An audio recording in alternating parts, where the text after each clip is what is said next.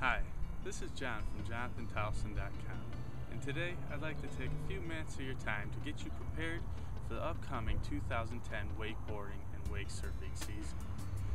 Now I know all of you are getting a little bit excited because the ice is off the lakes and the sun's coming out. We've had a few 50 to 60 degree weather days, but there's definitely a few things you need to do before you jump on that boat for the first time.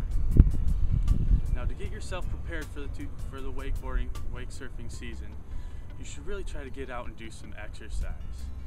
There's 4 types of exercises that I think that are the most crucial I guess I wouldn't say 4 types of exercises, 4 training techniques that can really prepare you for the wakesurfing and wakeboarding season.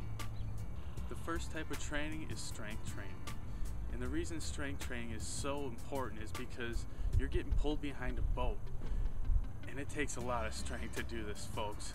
So what I want you to do is just try to work on your strength. Try to build your leg muscles, try to build your core, build your arm muscles up so you can get out behind that boat and really rip it. A few different exercises that I like to do they're simple and easy. You can do them at home.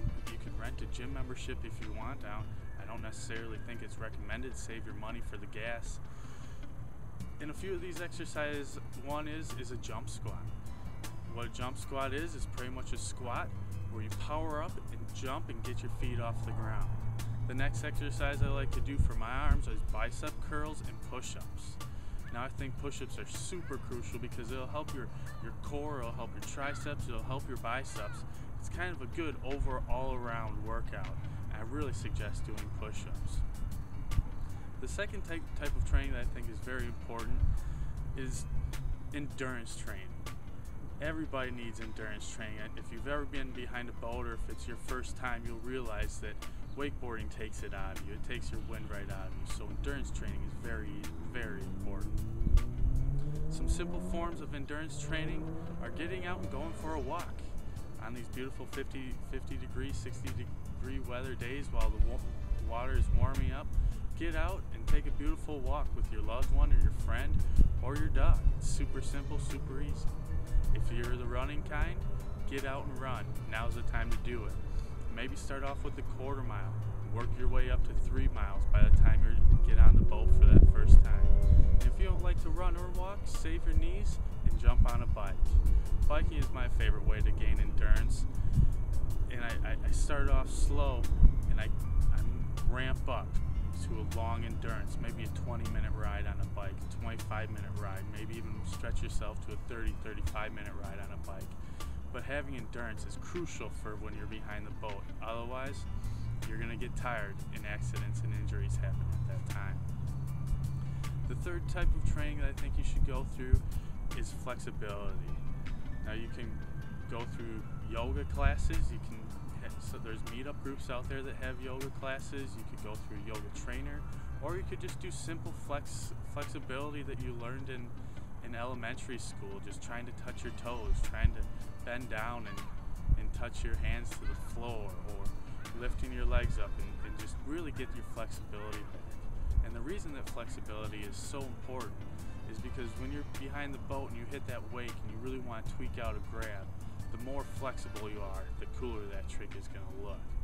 And also if you're going upside down or taking big falls, the more flexible you are, it's going to help you prevent injuries. The more flexible you are, the more your muscles can expand and contract and keep all your ligaments and things like that intact. So really get out there and try to become flexible.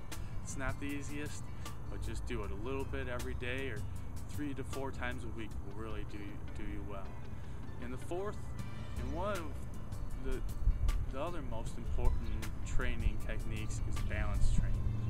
Now the reason balance training is so good is because when you're on a board, you're balancing.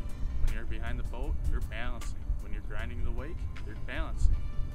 So I really suggest working on your balance. And another reason balance is very good is because it works your overall body and it keeps your core really strong, which is really important when you're on top of a wakeboard.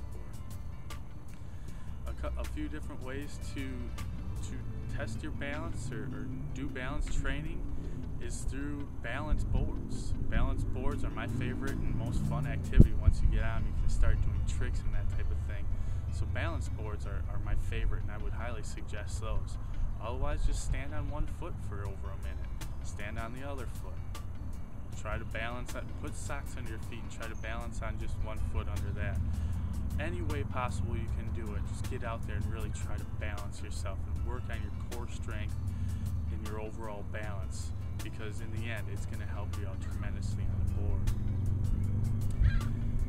And I don't think you really need to go out and kill yourself now that the season's getting started. That's not what I'm saying here. I just think you need to start this training process. Maybe put it on your calendar for 2 days a week to start off, and ramp up. Maybe the next week add another day, so you'll be going 3 days. And the week after that, go 4 days. I think your ultimate goal should be at least to get 4 to 5 days of good hard training through strength, through endurance, through balance, and through flexibility. I think you could work on all 4 of those things one time a week, and you'd have a nice strong body for when you're about ready to hit that boat and hit the water.